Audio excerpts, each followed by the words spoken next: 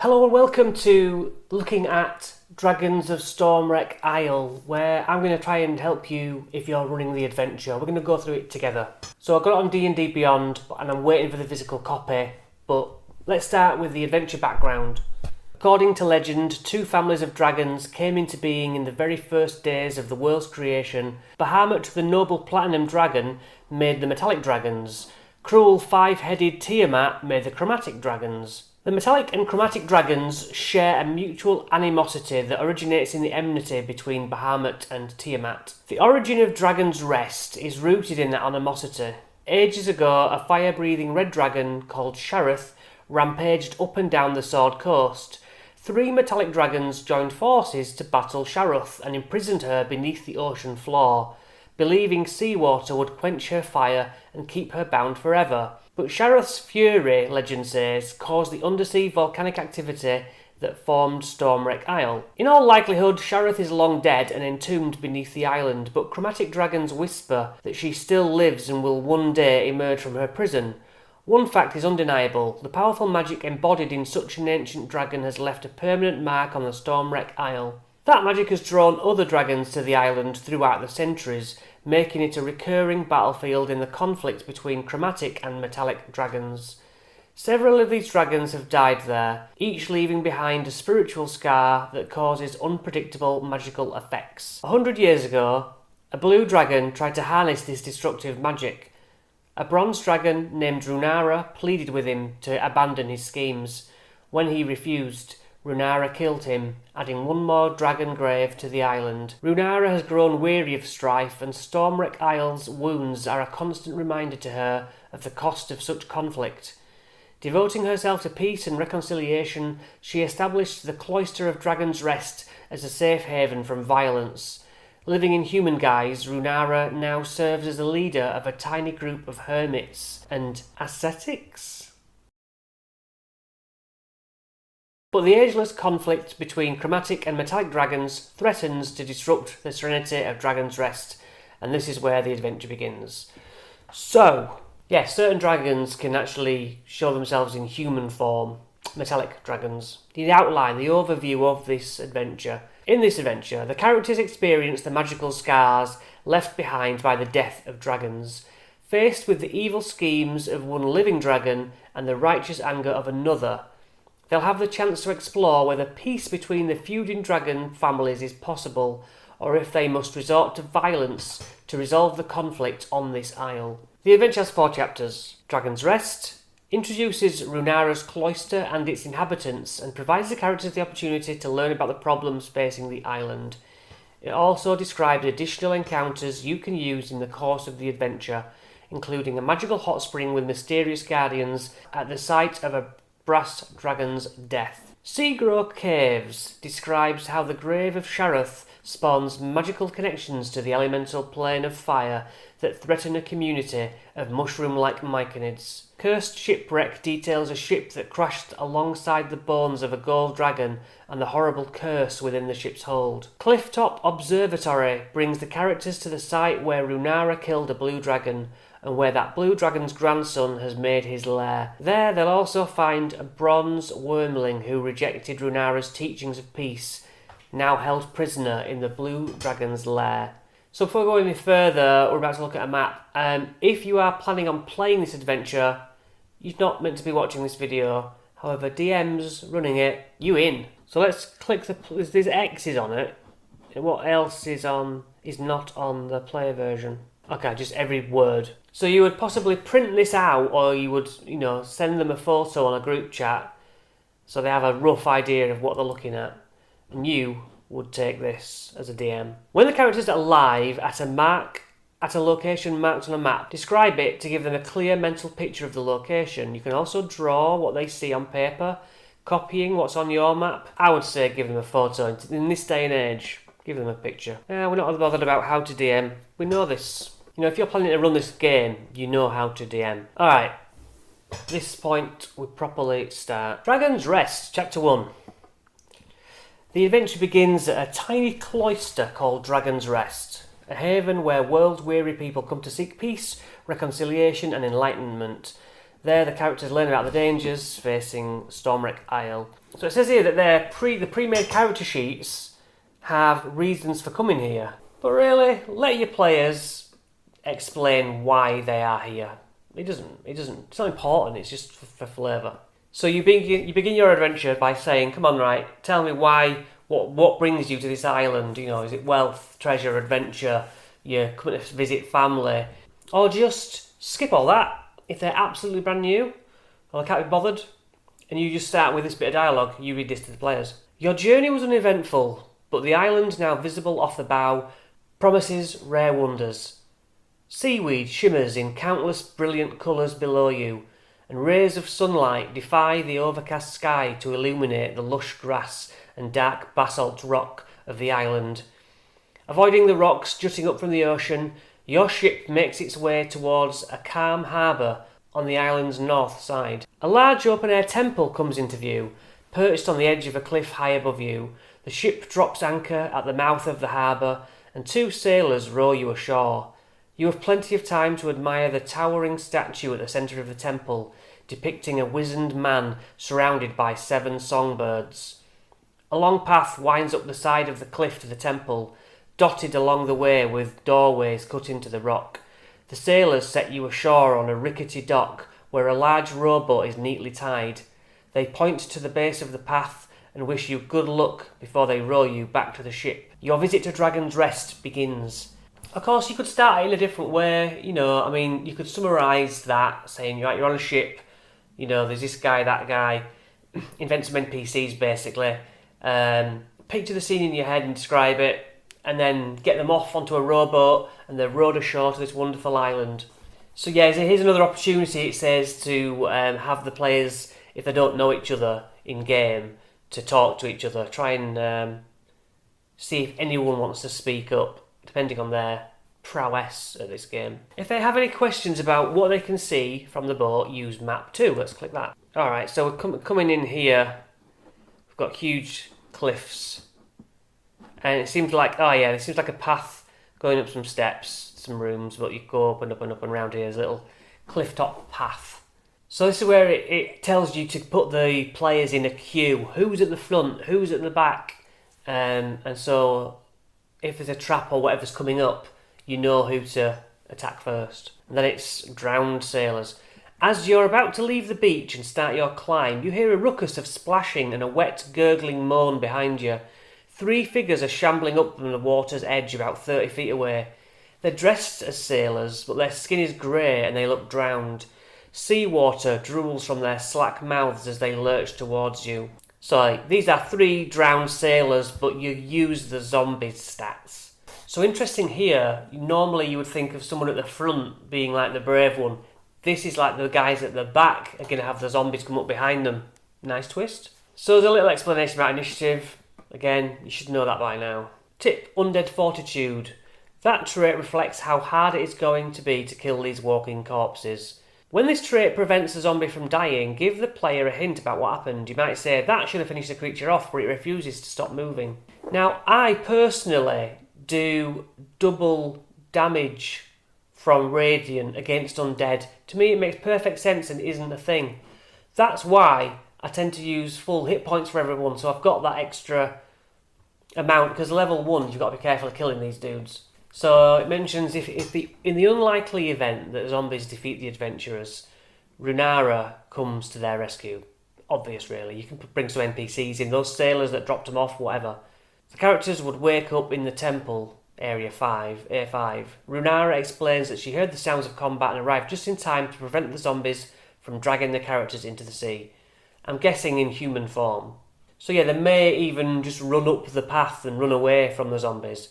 That's fine, allow them to do that. So when they do start to climb up the path, your arrival quickly draws the attention of the entire population of the place, which consists mostly of kobolds. These small reptilian folk eye you curiously while a couple of humans watch from a distance. All the cloister's residents are dressed in simple clothes. No one carries a visible weapon. One of the kobolds pipes up with, "What's your name?" At that, all the kobolds begin barraging you with questions. Where are you from? What's that? Why are you here? and more that are lost in the din. Visitors to the cloisters are rare, and the characters and the kobolds' curiosity is insatiable. They keep asking questions. That's the little thing to make them interesting. Barrage them with questions. Eventually the leader comes up and they all kind of show up. The chattering kobolds fall silent as a new figure comes into view, descending gracefully from the upper part of the cloister. She's an elderly human woman with weathered brown skin, white hair in tight braids, and kind hazel eyes. Dressed in a simple white robe, she smiles as she draws near and extends her arms in greeting. "Welcome to Dragon's Rest," she says.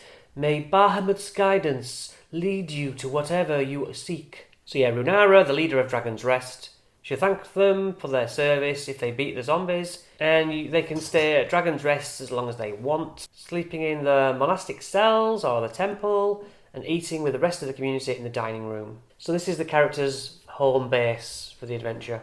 All the places they explore on the island are within a few miles of this cloister, and they can return here whenever they wish to rest, heal, and get information.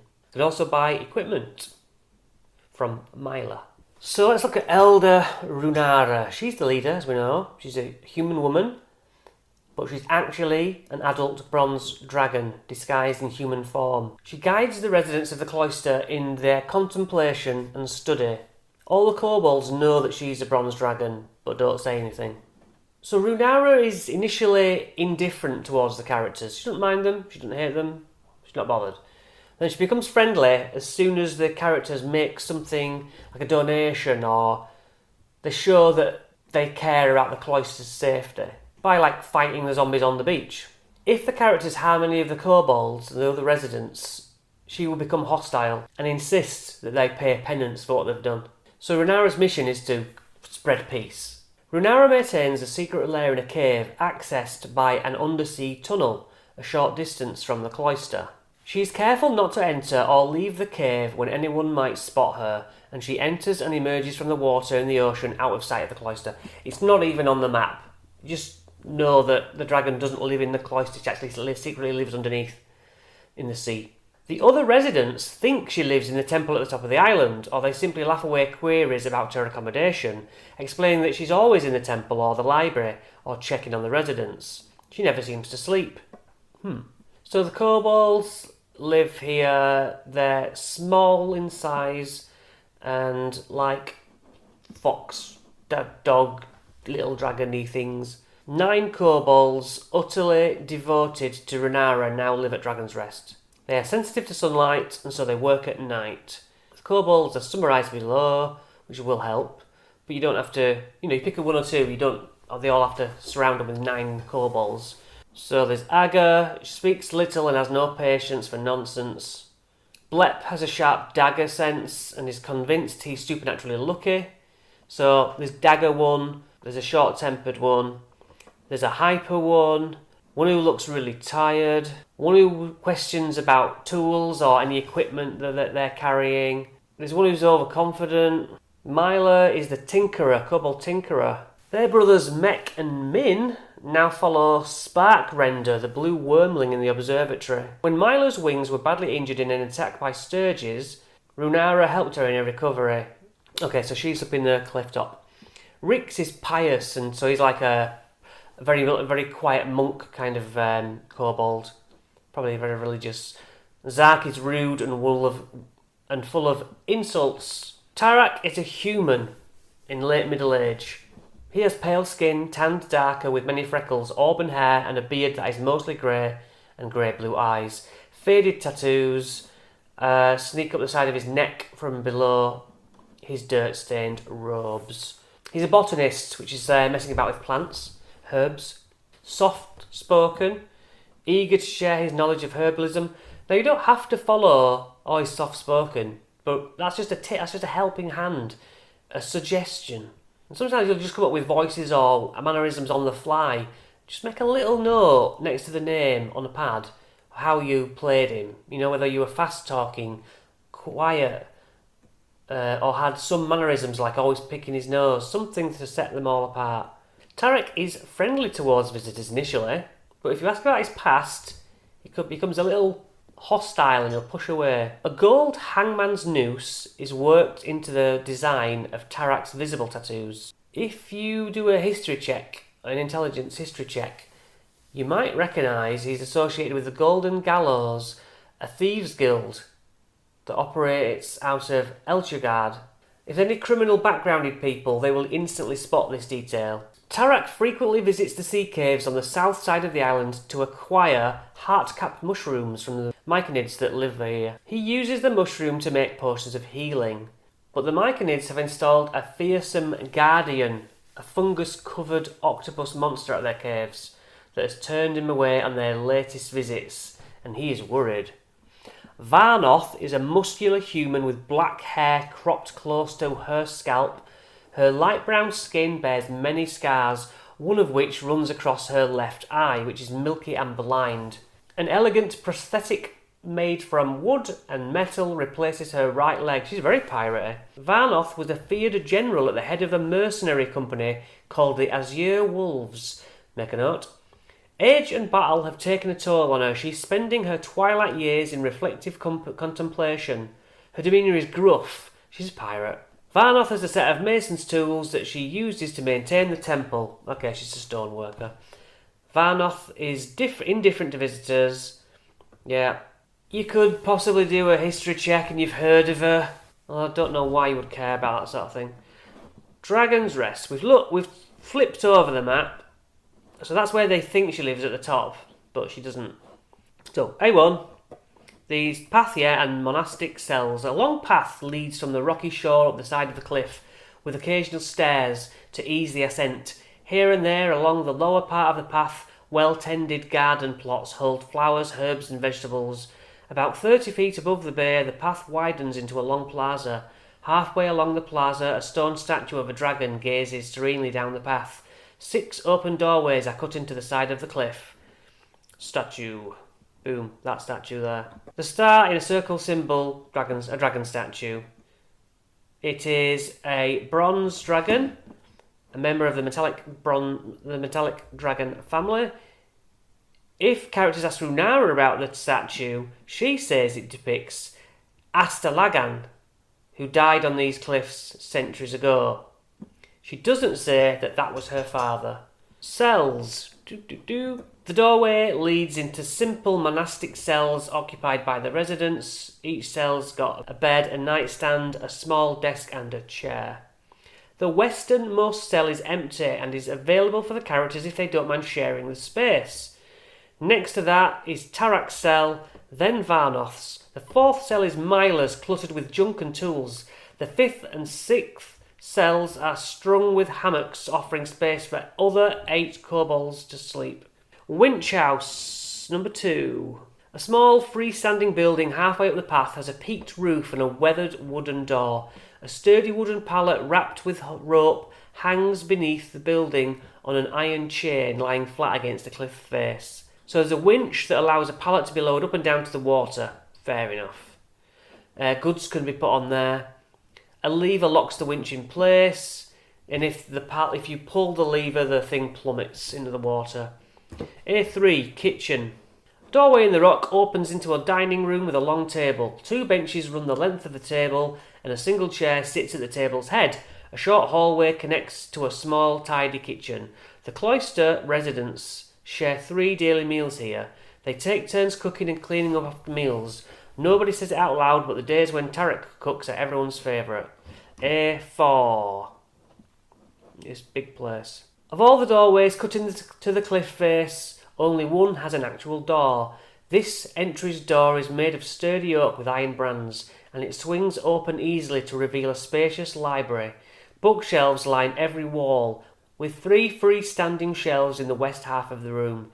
In the east half is a table with 2 benches, writing implements, books stands, and glass-shielded lamps. The library holds books and scrolls covering a wide variety of topics, but focusing on theology and history. Runara spends nearly half her time in here studying and copying. Tarak and Varnoth also come here to read and discuss various works. Many of the kobolds visit as well, but mostly for the quiet. Only Myla could be described as studious. A5, the Temple of Bahamut. So yeah, top temple, statue obviously in the middle. The highest point of the cloister is crowned by an open-air temple that overhangs the cliff, supported by arched stone struts anchored to the cliff face. The north wall of the temple is carved directly into the rock, while the rest is open into air and sea. Heavy pillars mark the three open sides, supporting the wooden roof. In the centre of the temple stands a stone statue of a kind-looking old man with canaries perched on his hands, shoulders and head. A feeling of serenity suffuses the place. The temple is simple, with the statue as its only furnishing. The statue depicts Bahamut in mortal disguise, surrounded by 7 canaries that represent gold dragons who accompany him on his travels. A character who examines the statue and succeeds on an intelligence religion check recognises Bahamut, and any resident of Dragon's Rest will say that it's Bahamut if asked. Now there are little depressions, little low spots in the pedestal at the 4 cardinal directions, as in north, south, east, west. That's where you can put offerings of incense or money or whatever. There's probably somebody always watching over the statue, cleaning and making sure it's not destroyed or anything. Feeling of serenity that pervades the temple is the result of protective magic. Okay, a non-evil creature who makes a saving throw adds a D4 to the roll. If somebody casts Detect Magic, there's a faint aura around the statue, so you can tell it's protected. Runara is the only inhabitant of Dragon's Rest who knows that this is a lingering effect of the death of a dragon on this site, and that was her father. About Bahamut. Bahamut was a good guy. Tiamat turned into the bad one. So the quests that you actually will be wanting to play. The adventure is designed to be flexible, give the players the sense that they're in charge of their destiny on the isle. Ideally, the characters will spend time at Dragon's Rest and then explore the Seagrow Caves and the wreck of the Compass Rose. They can choose where to go first. After they've explored both of those sites, they should be ready to face Sparkrender in the observatory. If the adventurers did not fight the zombies when they arrived on the island, they cause trouble again, making you fight them. 2 residents of Dragon's Rest are running for their lives up the lower path, their fishing equipment discarded behind them. Blood and dirt stain their robes. 3 figures shamble after them, bloated corpses dressed as sailors, moaning and gurgling. So Blep and Tarak, 2 of the kobolds, have been attacked and they are dying. That should force the party to do it if they haven't already. Then a character lets slip about a possible wreck off of the north of the island. That's the shipwreck. You're just dropping hints about other things you can do. If they've already attacked the zombies on the way in, put some more in. Do another zombie attack, but more zombies. 4 to 6 zombies, it suggests here. You could do digging on the beach to find gold or come off shipwrecks. You know, survival checks or something to dig up something decent. If they need a health potion, that's how they can maybe get one for free. Tarak is eager to re-establish contact with the Myconids. We haven't really mentioned that, but the mushroom folk. He asks the characters to visit the caves, find out what's wrong with the Myconids, and bring him back some heart-capped mushrooms. He warns them about the fungal octopus the Myconids have created as a guardian, and tells them they'll probably have to fight the creature to gain access to the caves. And he gives them 2 potions of healing. And he gives them foul-smelling sack of food scraps to placate the Myconids as a gesture of friendship. Shipwreck. Several ships have recently crashed on the rocks north of Dragon's Rest and sunk with no survivors. A few days ago, both Varnoth and the kobold Rix witnessed the most recent wreck.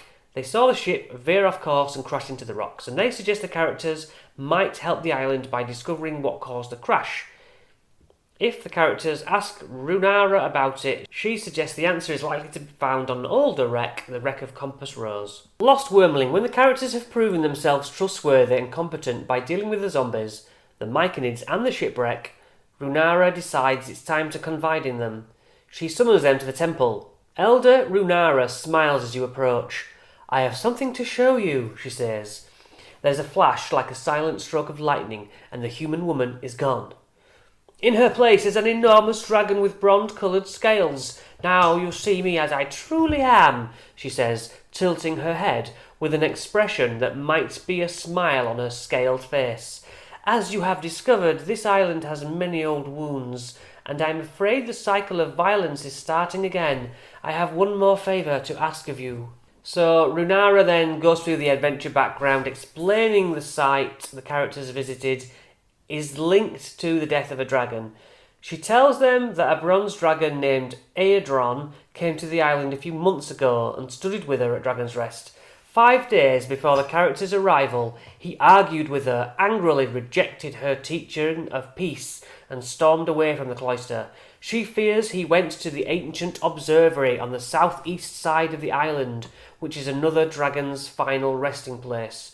She suspects some evil has arisen there, but she dares not go there herself, lest her presence open up all wounds. She gives them a moonstone key, a 3-inch long, 1-inch wide hexagon prism made from moonstone, with a dragon's head engraved on one end, and explains that they'll need it to access the observatory. So yeah, Runara, she's now brought herself out as this powerful dragon. If you can have a total party kill, bring the dragon in, let her save the day. She's meant to be peaceful, she's meant to be much more monk-like these days, and so that's why you're fighting in her place. Exploring the island. Additional encounters. Hot Spring Havoc. This encounter poses a simple challenge for level 2s or a harder one for level 1s. If the characters are rowing around the island or making their way along the coast at sea level, billowing clouds of steam emerge from the rocks ahead and the air grows thicker and with moisture. As you round a bend, you see a cove where a hot spring burbles up from the rocks, spills into a pool before draining into the ocean. The turquoise water is luminescent and the grey basalt edges of the spring are lined with vibrantly coloured mushrooms, which occasionally burst in a shower of rainbow spores. Not immediately visible to the characters are the Guardians of the Spring, 3 fume drakes. What the hell are they? Small, at least. Challenge rating 1/4. Okay, the average hit points is 22, and there's 3 of them. Now, as I say, I do full hit points, that's just me. They're immune to fire or poison or the poisoned condition. When it dies, it explodes. Brilliant. So if you're in the area, you have to do a con save or you take poison damage. The bite is a +4 to do a poxy damage. Poxy. Scalding breath.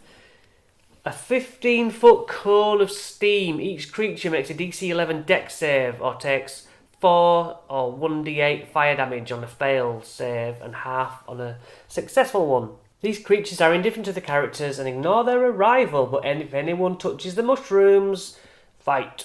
So there is a perception check. You can spot these things in the waters. So life-giving magic persists at the site of the spring waters. If you're in the water for 10 minutes, you can roll a hit dice, plus their constitution modifier to heal a little bit. Healing water. A character who examines the mushrooms lining the spring and succeeds on a nature check sees these mushrooms are wind spores, a rare fungus with a uniquely magical property. When you squeeze the cap, it releases spores. For 1 hour, you don't need to breathe. It makes me able to go underwater. A wind spore can be sold for 30 gold, and at any given time, 2d4 are ready to be picked. There, owlbear. This encounter poses a medium challenge for 3rd level characters and difficult for 2nd. It's an owlbear, let's take it down. A discordant sound, half a low growl and half a piercing screech, rips through the air. Abruptly, a hulking creature comes into view. A mix of purple feathers and deep brown fur covers its bear-like body, and its large eyes stare hungrily at you from its owlish head. The owlbear is hostile. So you're invading its territory, you're going to fight an owlbear. Now you will see around the owlbear's neck there's a little whistle, and that can be used to train and command the owlbear. You can go up and use an action to try and grab the whistle with a strength check. You can blow it, and on a success the bear calms down. The owlbear calms down. A group of kobolds tries to ambush the character. They're hiding in the rocks and light foliage. Make a stealth check for the kobolds, rolling once for all of them. Now you compare the passive perceptions of all the characters, and if any of the passive perceptions already beat the hide stealth rolls of the kobolds, that player just automatically sees them by accident. A yipping sound erupts around you as angry kobolds emerge from their hiding place and attack. I thought they were peaceful though. Oh, these are lawful evil. These ones reject the peaceful teachings of Runara and the tyrannical rule of Sparkrender. Yeah, just a good old-fashioned ambush. So if these characters are level 2, you use 6 and 2 winged ones, or yeah, blah blah blah. Use what you want. You can use as many as you want. If you start killing your characters, they just leave. Have the monsters leave. You can kill half your party. They'll get back up with health potions and stuff. Give it a bit of drama. What lies beneath? As described in the adventure background section, Stormwreck Isle was formed from magic-fueled volcanic activity in the tomb of a monstrous red dragon named Sharuth. Some legends suggest Sharuth is not actually dead, merely imprisoned. You can devise your own adventures around characters investigating Sharuth's tomb. Characters might scour the island until they find hidden vents they can use to access winding tunnels leading deep into the earth. More fume drakes and fire snakes might lurk below. Perhaps there's even a group of kobolds who serve mighty Sharuth. So we will continue with the next chapter in the next video. I'm just excited to be able to look at this new starter set. I haven't got a physical copy. It's coming. I'll do a video about it. I'm just happy to get into the nitty-gritty of this campaign. Hey, thanks for watching. I hope it helps you, and I'll see you in the next video.